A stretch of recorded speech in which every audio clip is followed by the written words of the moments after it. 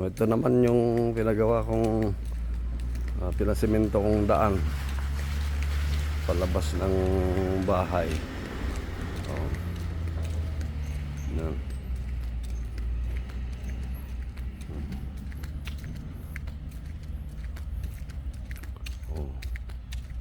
Papunta dyan.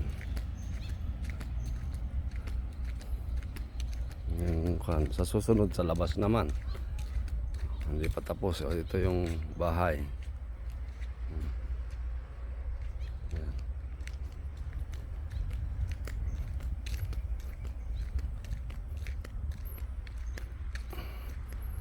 Ito pa yung susunod na gawin yung mga mason ko. Hindi pa tapos.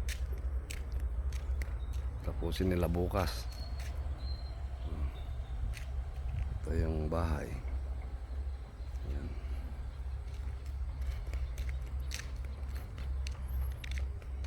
Diyan na area papagawa yung resort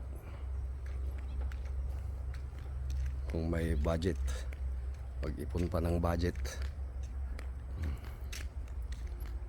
Yan.